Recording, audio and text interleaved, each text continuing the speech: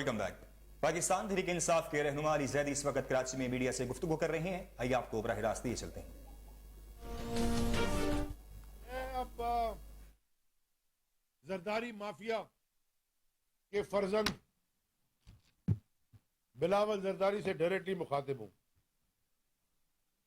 मैं शहीद मोहतरमा बेनजीर भुट्टो का कोट मैंने, जो कि एक बार के अखबार शायद वॉल स्ट्रीट जर्नल में उन्होंने आर्टिकल लिखा था, वॉशिंगटन पोस्ट, उसमें आर्टिकल लिखा था, उसमें एक उनका कोट है। मैं वो अंग्रेजी में पढ़ना चाहता हूं क्योंकि वो उर्दू तो उसको वैसी नहीं आती। शायद अपनी मरूम शहीद मां की बात सुन के कुछ समझ आ जाए, गैरत आ जाए। उन्होंने कहा, all through the years of the Soviet Empire, its Politburo held elections. Of course, calling something an election and having actually an election are two different things. Basically, उन्होंने ये याद दिलाया कि सोवियत यूनियन में जब एम्पायर थी ना, communism जो पीक पर था, वो हर वक्त वहां इलेक्शन होते थे, मगर क्या वो इलेक्शन कहलाए जाते थे या ऐसी एक्सरसाइज होती थी, पता होता था पहले से किसने जीतना, भाई आए ना आए। ये पाकिस्तान आज इस तरफ चला गया। कल के जो हालात हमने टीवी पे देखे। बिलावल, तुम भी करप्ट हो क्योंकि तुम मुलविस हो करप्शन में। तुम्हारी जमात करप्शन कर रही है और तुम उसको प्रोटेक्ट करते हो। तुम्हारे वालिद के बारे में तो दुनिया के हर अखबार ने और हर चैनल ने क्या क्या लिखा हुआ है, और यहां के कोर्ट्स ने क्या क्या किया, वो भी करप्ट है। इसलिए मैं अब इसको पीपल्स पार्टी कहता ही नहीं। वो शहीद मोहतरमा बेनजीर भुट्टो के साथ गड़ी खैरों में, अपना रटो डेरो में, गड़ी खुदा बख्श में दफन हो गई है। यह है जरदारी माफिया। और मैं कराची के हर शहरी से पूछना चाहता हूं, और मुझे पता है जवाब, कि क्या 15 साल में जो इन डाकुओं ने कराची के साथ किया है, उसके बाद कोई शख्स जाके पाकिस्तान ये पीपल्स पार्टी के झंडे तले जरदारी माफिया को वोट देगा? इस शहर की तबाही करने के बाद और ये देखने के बाद कि लड़काना कैसा है और बाकी सिंध का क्या हाल है, इस दारुल खिलाफा सिंध के साथ जो कराची के साथ किया है, कोई वोट देगा? लेकिन उसके बाद भी पॉलिटिकल इंजीनियरिंग करके पाकिस्तान पीपल्स पार्टी को जिताने की कोशिश की जा रही है, और हो रही है, कामयाबी से कर रहे हैं, बेईमानी कामयाबी से कर रहे हैं। चोर को चोर क्यों कहते हैं? क्योंकि वो चोरी करता है। कल तक एडवर्टाइजिंग चल रही थी टीवी के ऊपर, कल तक चल रही थी। हमने खत लिखा, इलेक्शन कमीशन ने जी शो कॉज भी दिया इंफॉर्मेशन सेक्रेटरी को सिंध के हमारे खत पे, लेकिन वो फिर भी चल रही थी। यानी कि ये आलम है बेगैरती का कि कोई फर्क नहीं पड़ता कानून क्या कह रहा है, कोई फर्क नहीं पड़ता सुप्रीम कोर्ट क्या कह रहा है, कोई फर्क नहीं पड़ता आईन क्या कह रहा है, हमारी जो मर्जी हम करेंगे। सुप्रीम कोर्ट का तो दिसंबर 2021 का अहकामात है, आर्टिकल 148 के, वो आज तक नहीं हुए, कंटेम्प्ट करके बैठी हुई है। आखिर में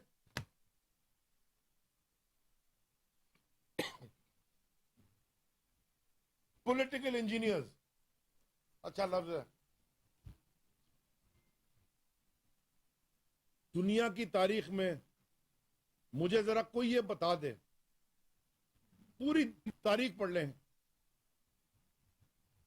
कि पब्लिक मैंडेट को चोरी करके किसी को इंस्टॉल किया गया हो, अवाम की राय के खिलाफ अगर जबरदस्ती किसी को बिठाया गया हो, क्या वो माशरा, वो सोसाइटी, वो मुल्क ने कभी तरक्की की है? पब्लिक मैंडेट आप चोरी करते हैं, पब्लिक मैंडेट आप मैनिपुलेट करते हैं, पब्लिक मैंडेट में धांधली करते हैं, चोर ऊपर बैठते हैं और वो मुल्क का नुकसान पहुंचाते हैं। सो जो इस चोरी में मुलव्विस है, आप पाकिस्तान की खिदमत नहीं कर रहे, आप पाकिस्तान को नुकसान पहुंचा रहे हैं। नुकसान पहुंचाने वाले मेरे मुल्क को मेरे मुल्क के दोस्त नहीं हो सकते। अपनी अना, अपनी ईगो, अपनी पता नहीं क्या कहते हैं उसको आपने एरोगेंस, उसमें आप मुल्क का नुकसान करते जा रहे हो। ये शहर कराची पालता है पूरे मुल्क को, ये शहर कराची पालता है पूरे सूबा सिंध को। 90% बजट तो यहीं से आता है। हर रोज यहां एक बोरी बंद लाश मिलना शुरू हो गई है। आप उनको इकट्ठा कर रहे हो जो बोरी में लाशें डालते थे। तो मैं सबसे ये कहना चाहता हूं, ऊपर सीनियर जूनियर हर एक से, खुदा के वास्ते इस मुल्क का नुकसान करना बंद करें। आखिर में जिस तरह इस शहर में कोई इलेक्शन एक्सेप्ट नहीं कर रहा, पाकिस्तान तहरीक इंसाफ रिजेक्ट करती है रिजल्ट्स को। हम ईमानदारी से एक यूसी भी जीत जाते हैं, हमारे लिए वो बहुत होता है। ईमानदारी से, हम बेईमानी नहीं करेंगे। एक यूसी भी अगर हम जीत जाते, अगर ईमानदारी से, तुम जो मर्जी कर लो, तुम ये पीपल्स पार्टी को मैंडेट दे दो, ये झूठ के ऊपर है। सारी पॉलिटिकल पार्टीज के पास फॉर्म 11 पड़े, रिजेक्ट करते हैं हम इस इलेक्शन के पूरे प्रोसेस को, इंक्लूडिंग द रिजल्ट। मैं सारे जो मेरे बहुत सारे एमपीएज हैं, कैंडिडेट्स हैं, जो आरओ के दफातर के सामने बैठे हैं, कल रात से बैठे, सर्दी में बैठे हैं, अभी भी बैठे हैं रिजल्ट के इंतजार में। एक ने तो लिख के दे दिया डिस्ट्रिक्ट का, जी हम आज देंगे नहीं रिजल्ट, कल देंगे, ऑफिशियली लिख दिया है। वो मैंने ट्वीट भी किया है। मैं आप सबको कहता हूं, हिम्मत पकड़े, मैं आप में सबके पास आऊंगा। हिलना नहीं है हमने वहां से। और जो अगला स्टेप है, मैं कोई टाइम लिमिट नहीं दे रहा, क्योंकि अभी हमारी मुशावरत होगी पार्टी की लीडरशिप से, लेकिन जो अगला स्टेप है हमारा, वो मैं ऐलान करूंगा जल्द करीब। और वो स्टेप शायद पसंद ना आए लोगों को, लेकिन हम सिर्फ चाह रहे हैं कि हमारे रिजल्ट दो।